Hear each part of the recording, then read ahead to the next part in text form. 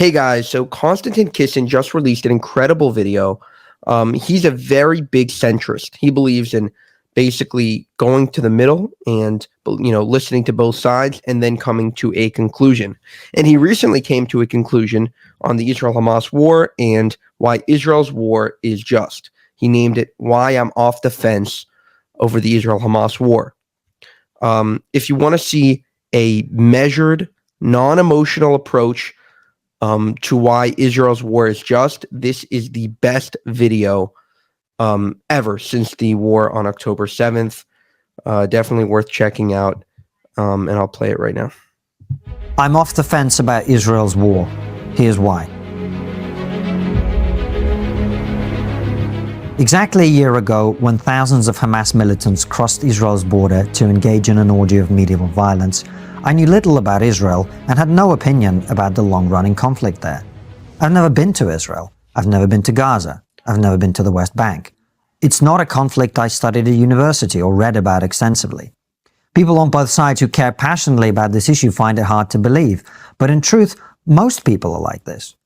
That's why, for many months after the October 7th attacks, I avoided commenting on the war or even discussing it on our show.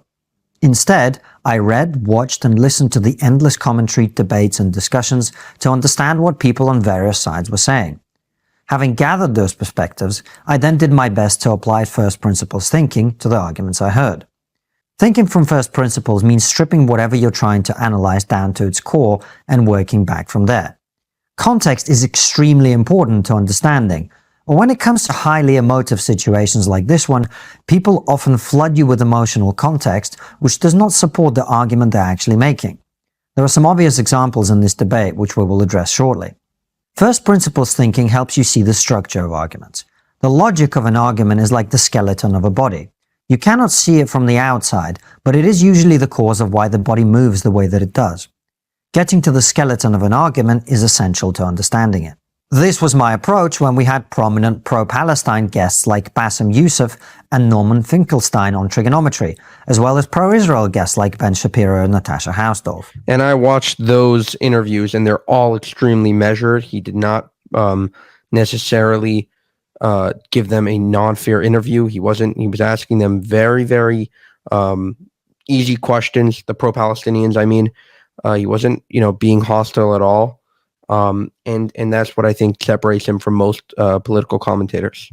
It was also my approach when I hosted a fiery debate on the subject at Dissident Dialogues, and when Safety Namus invited me to discuss this issue on his podcast. So what does first principle thinking tell us about the conflict? First, the easiest way to understand a complicated problem is to find a comparable situation about which you already know what to think. For example, if we accept that October 7th was a terrorist attack, as I believe most people do, the obvious approach would be to compare it to other terrorist attacks in recent history. That, as it happens, is impossible, because on a proportionate basis, the Western world has never experienced an attack on this scale. If we take 9/11, the most impactful terrorist attack in living memory, which shook the world's dominant superpower to its very core, we see that 2,977 people were killed in a country of 285 million people. On October 7th, approximately 1,200 people were killed in a country of just 9 million people. Some keep calling October 7th Israel's 9/11, but that isn't remotely true.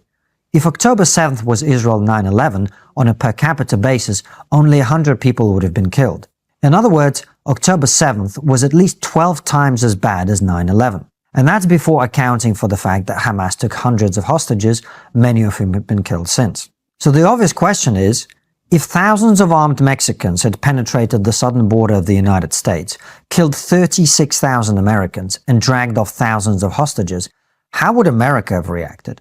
Would there still be a Mexico to speak of? Whatever your view of the history of this conflict, I believe the logic of this is impenetrable.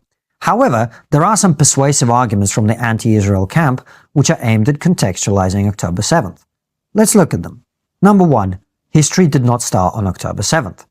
The crux of this argument, when broken down to its central premise, is that the state of Israel is illegitimate. In this conception, Israel was created because land belonging to Palestinians was taken by Western powers and given to European Jews fleeing the Holocaust. Palestinians were not consulted, did not give consent, and found themselves kicked out of their homes. Israel is a settler colonial state. 2. October 7th was a response to Israeli brutality and oppression. Those of you who watched He's just going to basically list them and then he's going to debunk them after. my debate with Safety Namas will recall that he made this argument repeatedly. The people of Gaza and the West Bank are treated so badly, he argued, the response we saw on October 7th was totally understandable. An act of resistance aimed at redressing the wrongs they have suffered. 3. Israel is killing civilians. The scenes of parents pulling their children out of rubble speak for themselves. 4. Israel is engaged in indiscriminate attacks, which is why so many innocent people are dying. This argument aims to prove that Israel is the bad guy in this war because it is killing lots of people, either deliberately or due to a callous disregard for the lives of Palestinians. These are, to the best of my knowledge, the 4 principal arguments made by the anti-Israel side. If there are others, please let me know in the comments and I will address them in a follow-up video. Let's go through the arguments one by one, and for the sake of argument, let us accept that every point in each argument is valid and historically accurate. I know many viewers will find this objectionable, but I believe the best way to unpack this entire discussion is to take people's arguments as valid and see if they make sense. The first argument, whose central premise is that Israel is illegitimate, seems to be at the core of every debate. It feels reasonable and logical to many people to contextualize Israel's response to October 7th in this way. After all, if Israel was created through illegitimate means, it puts the discussion on an entirely different footing, doesn't it? Well, actually, no, it doesn't. Again, let's think from first principles. If we believe every pro-Palestinian claim and accept that Israel was created through the forced placement of European Jews in a foreign land by Western powers, we must look for a comparable situation in which a country was created through some form of displacement of the native population. Most of you live in such a country. The United States, Australia, New Zealand, Yeah, every single country ever, pretty much. and Canada are all the products of invasion, colonization, and brutal conquest. If you go back far enough, so is almost every other country in the world. Like it or not, Israel exists. It's home to over 9 million people. The idea that they would, could, or should accept the destruction of what is now their country is absurd. The United States government would not tolerate missile strikes and terrorist rampages from Native American reservations. Neither would any government of any country under any circumstances. Peace in the Middle East will not be achieved by attempting to undo many decades of history. The second argument centers on the idea that October 7th was a response to Israeli occupation and brutality. This, again, seems reasonable to many people. After all, what would it take for you to behave the way Hamas did on October 7th? The problem with this argument is that what happened on October 7th was not an attempt to weaken Israel militarily. It was not an attempt to break Hamas militants out of Israeli jails. And notice how that claim would be shot down by any Israeli in a very emotional way. They would say, oh, that's outrageous. But he breaks it down incredibly sort of monotone in a sense that he seems unbiased. And that's what makes it much more powerful. It was not an attack on the Israeli Defense Force. It was not a prison breakout, as some people like to describe it. Because when people break out of a prison, they don't normally head to the nearest town and start massacring women and children. October 7th was, by design and implementation, a terrorist attack whose purpose was to slaughter civilians, terrify Israeli society, and nothing else. This was not an act of resistance. It was an act of terrorism, which is why Israel had to react to it in the manner that it has, and why any other country would have done the same. The third argument is that Israel is killing civilians. This is the one claim made by the anti-Israel side that is undeniably true. However, this is an example of the emotive but irrelevant context I mentioned earlier. Civilians are always killed in war. The question is not whether they're being killed, but who bears responsibility for their deaths and who can stop the killing. Again, applying first principles thinking, we must reach for a comparable example. There is no exact equivalent that comes to mind, but there is some useful context we can consider. Hamas has repeatedly stated that given the opportunity, they will repeat the October 7th attacks again and again and again. While this may seem shocking to us in the West, it makes perfect sense given that Hamas believes Israel is illegitimate and would like to see it gone. This means that unless Israel destroys or degrades their ability to carry out their threats, it is likely to experience more terrorist attacks again and again. Does anyone seriously believe that any government of any country anywhere in the world would or could react to something like 12 9/11s in one day and the threat of more to follow as many times as possible with anything other than all-out war?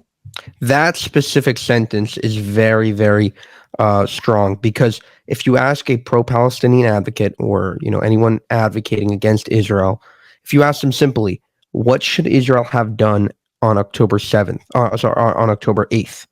Because they killed 1,200 civilians, they commit their terrorist attack.